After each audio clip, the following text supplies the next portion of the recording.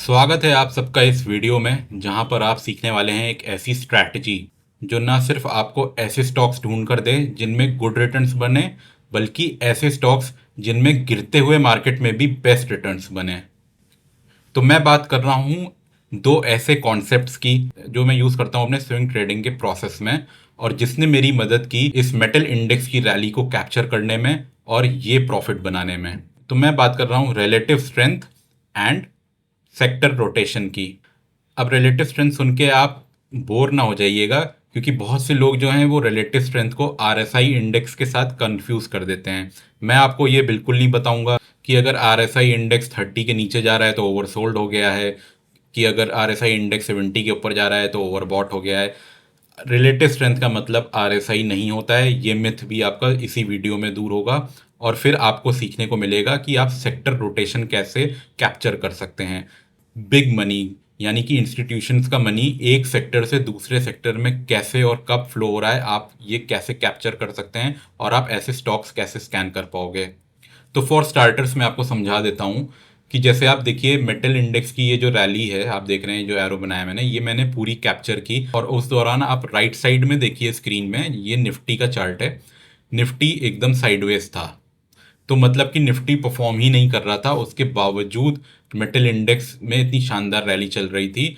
तो ये कॉन्सेप्ट हमें यही रैली कैप्चर करने में इन फ्यूचर मदद करेगा। तो बिना किसी देरी के हम शुरू करते हैं ये वीडियो और बढ़ते हैं आगे। वीडियो शुरू करने से पहले मैं आपको बता दूं कि जो भी स्टॉक्स मैंने इस वीडियो में डिस्कस किए हैं वो किसी भी प्रकार की बाय या सेल रिकमेंडेशन ना माना जाए। वो सिर्फ मैंने एग्जाम्पल्स दिए हैं और उसे एक एजुकेशन कंटेंट ही माना जाए। ऑल राइट गाइस, तो शुरू करते हैं हम अपना वीडियो। तो सबसे पहला टॉपिक है हमारा रिलेटिव स्ट्रेंथ। पहले हमें समझना पड़ेगा कि ये रिलेटिव स्ट्रेंथ है क्या। तो देखिए, रिलेटिव स्ट्रेंथ एक स्टॉक की कुछ नहीं होती है, वो हमें कंपेयर करके बताता है हमारे बेंचमार्क इंडेक्स के साथ यानी निफ्टी के साथ, कि क्या वो स्टॉक निफ्टी से अच्छा परफॉर्म कर रहा है या फिर वो स्टॉक निफ्टी से खराब परफॉर्म कर रहा है। तो उसके लिए हमें एक इंडिकेटर यूज़ करना पड़ेगा।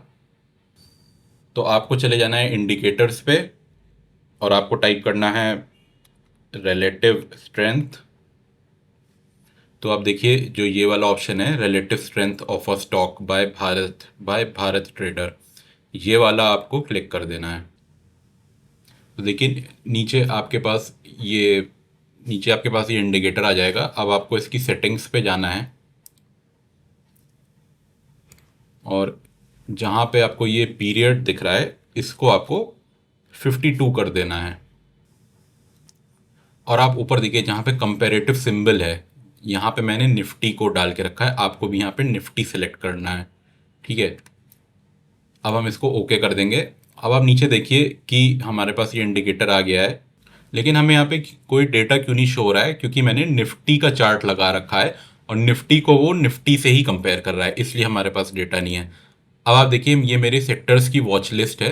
तो अब जैसे कि हम कंपेयर करेंगे निफ्टी आईटी को, तो पहले हम इसको रीड करना सीख लेते हैं।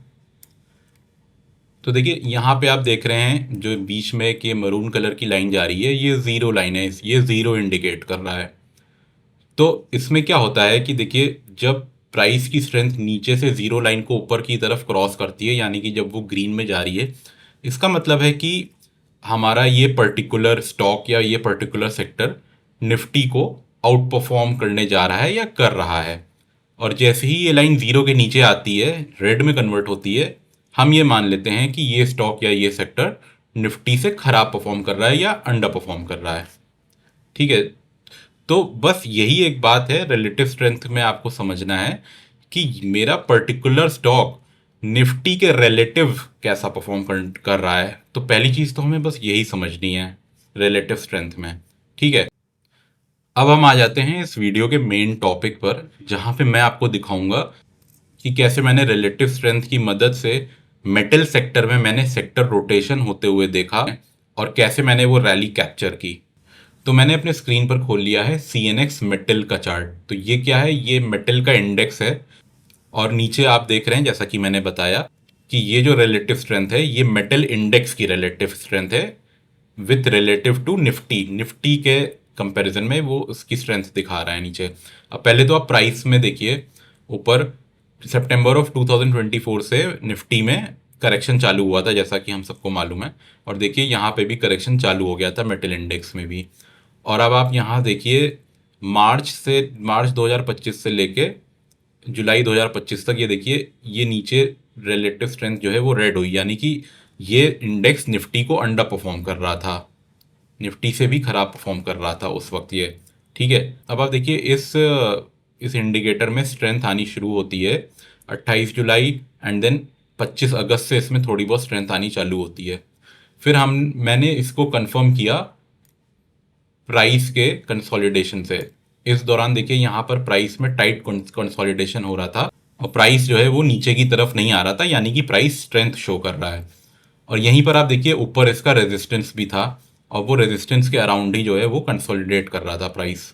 अब सितंबर के अराउंड मैं यहाँ पे अलर्ट हो गया था कि क्योंकि जो है सबसे ज़्यादा स्ट्रेंथ जो है वो मेटल का ही इंडेक्स उस समय इंडेक्स में दिखा रहा था, तो मैंने ऐसा प्लान बनाया कि अगर मेटल के इंडेक्स में स्ट्रेंथ आ रही है तो मुझे मेटल के स्टॉक्स जाके स्कैन करने चाहिए।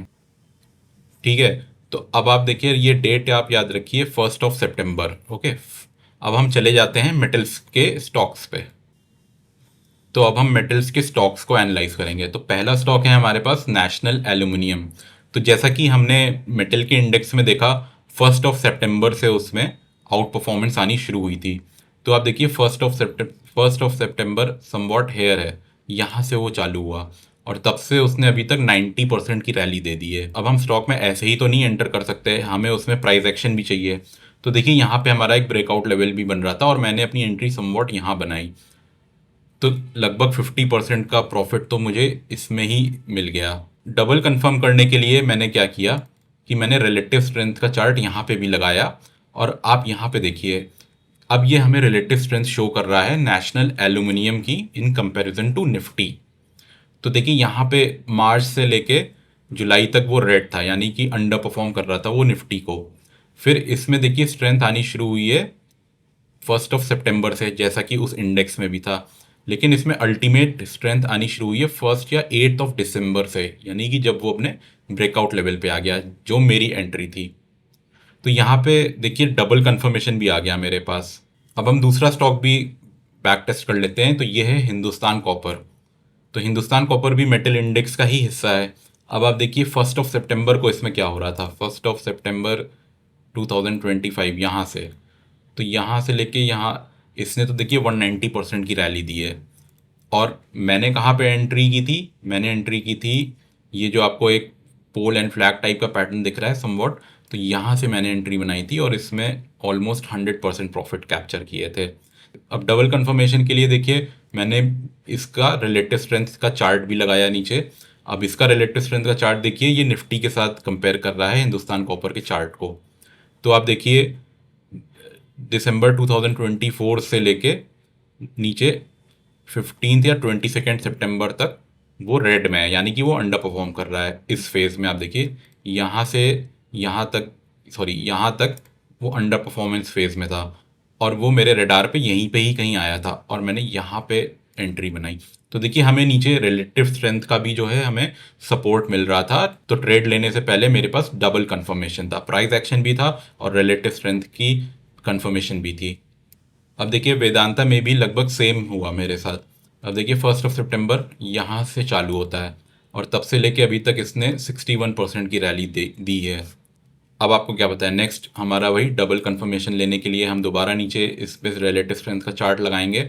अब इसके रिलेटिव स्ट्रेंथ के चार्ट को देखिए, वो 8 दिसंबर से उसमें स्ट्रेंथ आनी चालू हुई, और 8 दिसंबर में यानी कि आप ऊपर देखिए यही हमारा ब्रेकआउट का भी लेवल आ रहा था जहाँ पे मेरी भी एंट्री हुई है। तो यहाँ से मैंने कैप्चर किया इसमें 34%, और मैं अभी भी ये ट्रेड होल्ड कर रहा हूँ। अब आइए हम एक और सेक्टर को देख लेते हैं। पीएसयू बैंक का भी सेक्टर उस समय मेरे नोटिस में आया था, क्योंकि ये भी देखिए नीचे से वो स्ट्रेंथ शो कर रहा था। और अगर आप सोच रहे हैं कि ये तो रिलेटिव स्ट्रेंथ का कॉन्सेप्ट है, इसमें सेक्टर रोटेशन क्या है, तो यही सेक्टर रोटेशन है। आप देखिए कोई सेक्टर नीचे से वीक है और वो स्ट्रांग हो रहा है, तो ऐसा बिल्कुल माना जा सकता है कि कोई स्ट्रॉन्ग सेक्टर उस समय रहा होगा जो वीक की तरफ जा रहा होगा, तो वहाँ का कैपिटल फ्लो होके एक वीक सेक्टर में आ रहा है जो उसको स्ट्रॉन्ग बना रहा है। बस यही तो सेक्टर रोटेशन का बेसिक है कि जो सेक्टर पहले बहुत अच्छा चल रहा होगा, फिर उसमें से थोड़ा कैपिटल निकल के एक कम अच्छे चलने वाले सेक्टर में जाता है, फिर वो अच्छा चलने लगता है। तो यही सेक्टर रोटेशन है। और हमें ट्रैक कैसे करना है? हमें रिलेटिव स्ट्रेंथ का कॉन्सेप्ट यूज़ करके उसे ट्रैक करना है। अब हम पीएसयू बैंक इंडेक्स के भी हम एग्जाम्पल्स देख लेते हैं। तो देखिए 30 दिसंबर 2024 से इसमें अंडर परफॉर्मेंस चालू हुई, और वो देखिए इसमें भी 1 सितंबर तक जो है वो अंडर परफॉर्म किया। 1 सितंबर से इसमें भी आउट परफॉर्मेंस आनी चालू हो गई थी। और अब प्राइस में देखिए आप ऊपर 1 सितंबर से टॉप तक उसने 40% का रिटर्न दिया है पीएसयू बैंक के इंडेक्स लेवल में। अब स्टॉक्स में क्या हुआ वो हम आगे देखते हैं। ठीक है, तो चलिए अब हम आ जाते हैं एसबीआई के स्टॉक पर। तो एसबीआई भी एक पीएसयू बैंक इंडेक्स का स्टॉक है। तो हमें डेट क्या मिली थी? 1 सितंबर से उस पीएसयू बैंक के इंडेक्स ने निफ्टी को आउट परफॉर्म करना चालू किया था। तो अब आप देखिए 1 सितंबर 2025, यहाँ से आप इसको मान सकते हैं। अभी तो देखिए 28% का चल रहा है, बट वो गया था ऑलमोस्ट 50% का रिटर्न उसने दिया था केवल एसबीआई के स्टॉक ने। आप नीचे एसबीआई स्टॉक का रिलेटिव स्ट्रेंथ का चार्ट लगाइए तो देखिए यहाँ पे भी ये इस दौरान जनवरी से लेके अगस्त तक इसने अंडर परफॉर्म किया है निफ्टी को, और इसमें स्ट्रेंथ आनी चालू हुई है 25 अगस्त से। ठीक है, समवॉट 1 सितंबर से ही आप मान लो, और यहाँ से इसने जो है इसको आउट परफॉर्मेंस करना शुरू किया है। तो हमारी एंट्री तो वैसे यहाँ बन सकती थी, इसमें मैंने ट्रेड नहीं लिया था, लेकिन फिर भी मैं बता रहा हूँ, आप ब्रेकआउट लेवल पे से देख सकते थे। ओके, नेक्स्ट स्टॉक हम देख लेते हैं, यूनियन बैंक हम देख लेते हैं। तो देखिए यूनियन बैंक में क्या हुआ 1 सितंबर 2025 से इसने भी लगभग 50% का देखिए रिटर्न दिया है। और अगर आप इसका रिलेटिव स्ट्रेंथ का चार्ट लगाएंगे तो देखिए इसमें भी आउट परफॉर्मेंस चालू हुई आना 28 जुलाई से, मतलब इसमें अगस्त से चालू हो गया था, लगभग थोड़ा सा अर्ली था। लेकिन प्राइस वाइज अगर आप देखेंगे तो प्राइस बढ़ना चालू हुआ है अक्टूबर या नवंबर से। तो समवॉट देखिए कि जैसा जैसा सेक्टर परफॉर्म कर रहा था ऑलमोस्ट सिमिलर उसके स्टॉक्स जो हैं वैसा ही परफॉर्म करना चालू कर रहे थे। तो अब तक तो आपको ये पैटर्न अब समझ में आ गया होगा कि मैं क्या प्रोसेस फॉलो करता हूँ। तो सबसे पहले मैं सेक्टर को स्कैन करता हूँ। तो इसीलिए आपके पास देखिए ये सेक्टर की लिस्ट होनी बहुत ज़रूरी है। अगर आपको ये सेक्टर लिस्ट की CSV फाइल चाहिए तो आप मुझे कमेंट कर दीजिएगा, मैं कमेंट सेक्शन में आपको ये पूरी लिस्ट प्रोवाइड कर दूंगा। तो देखा आपने, पहले आपको जो है सेक्टर स्कैन करना है कि कौन सा सेक्टर जो है वो निफ्टी को अंडर परफॉर्म कर रहा है या आउट परफॉर्म कर रहा है। उसके बाद जब आपको कोई सेक्टर ऐसा मिल जाए जिसमें स्ट्रेंथ आ रही हो या जिसमें सेक्टर रोटेशन हो रहा हो, जिसमें ये रेड लाइन से वो ग्रीन लाइन की तरफ जा रहा हो, जीरो से ऊपर की तरफ प्राइस में स्ट्रेंथ दिखा रहा हो, फिर आपको उस सेक्टर के स्टॉक्स स्कैन करने हैं। अब उसके स्टॉक्स कैसे स्कैन करेंगे आप? तो इस वीडियो के एंड में मैं एक वीडियो पिन कर दूंगा जो मैंने बनाया था, how I scan stocks for swing trading. उसमें मैंने मार्केट स्मिथ इंडिया का पूरा प्रोसेस बताया कि वहाँ से मैं कैसे स्टॉक्स को स्कैन करता हूँ। अब वहाँ पे आपको प्रोसेस क्या करना है कि जितने भी स्कैन में वहाँ स्टॉक आ रहे हैं, ऐसा नहीं है कि आपको सब में ही ट्रेड लेना है। अब यहाँ से आपकी फिल्ट्रेशन प्रोसेस जो है वो चालू होगी, क्योंकि आपको यहाँ से पता होगा कि अच्छा चलो पीएसयू बैंक के इंडेक्स में जो है स्ट्रेंथ आ रही है। अब वहाँ पे जब आप स्टॉक्स को स्कैन करेंगे और वहाँ पे अगर आप देखोगे कि पीएसयू बैंक के अगर स्टॉक आपके पास आ रहे हैं स्कैन में, तो आप उसको अपनी प्रायोरिटी लिस्ट पे रखोगे। बाकी जो स्कैन में स्टॉक आ रहे हैं आपके पास वो तो आप रखोगे ही, लेकिन अब आपको ये कंफर्मेशन हो चुका होगा क्योंकि मेरे सेक्टर में रिलेटिव स्ट्रेंथ आ रही है, इसीलिए इसीलिए उन सेक्टर से रिलेटेड स्टॉक्स में भी स्ट्रेंथ आनी चाहिए। इसलिए अब आपकी प्रोबेबिलिटी विनिंग की बढ़ जाएगी। तो आप वो वीडियो ज़रूर चेकआउट करिएगा, मैं वीडियो के एंड में उसका लिंक डाल दूंगा। अब हम थोड़ा सेटिंग्स के बारे में बात कर लेते हैं इसमें, कि मैंने देखिए चार्ट जो है मैं हमेशा वीकली टाइम फ्रेम पर ही देख रहा हूँ, क्योंकि वीकली टाइम फ्रेम पे मुझे जो है ज़्यादा कंफर्म्ड एंट्रीज मिलेंगी। और यहाँ पे देखिए जो सेटिंग्स हैं रिलेटिव स्ट्रेंथ की, उसमें मैंने 52 यूज़ किया है। क्योंकि देखिए 1 ईयर में 52 वीक्स होते हैं, तो मैंने 52 यूज़ किया है। लेकिन अभी सपोज करिए अभी तो बेयर मार्केट चल रहा था या साइडवेज मार्केट है, तो बहुत ही प्रोलॉन्ग पीरियड के लिए जो है स्टॉक्स रिटर्न्स नहीं देते हैं, इसलिए वहाँ पे 52 वीक्स अच्छा काम करता है। लेकिन मान लीजिए कि अगर बुल मार्केट चालू हो जाए तब आप इसको 26 भी कर सकते हैं, क्योंकि अगर आप तब 52 वीक्स लेके बैठ गए और यहाँ पे आप देखने लगे 52 वीक्स में आउट परफॉर्मेंस आ रही है कि नहीं आ रही है, तो हो सकता है आप बहुत बड़े मूव कैप्चर करने से रह जाओ। तो 26 वीक्स में क्या होगा कि वो आपकी प्रोसेस को आधा कर देगा, क्योंकि तब बुल मार्केट चल रहा होगा और तब स्टॉक ज़्यादातर मोमेंटम में होते हैं। तो एक छोटा सा ही रीसेट जो है हो सकता है कि वो आपकी रैली को चालू कर दे, इसीलिए बुल मार्केट जब चल रहा होगा तब आप उसको 26 पे यूज़ कीजिएगा। So that is it from my side guys. Hope आपको ये स्ट्रैटेजी समझ में आ गई होगी। आई होप आपको समझ में आया होगा कि मैंने मेटल इंडेक्स की रैली कैसे कैप्चर की थी, सेक्टर रोटेशन को मैंने कैसे पढ़ा था, एंड आई होप आपको ये वीडियो हेल्पफुल लगा होगा। And please don't forget to watch the video of how I scan stocks for swing trading. इस वीडियो के बाद जाके आप वो वीडियो ज़रूर देखिएगा, and I will see you in next video. Thank you so much.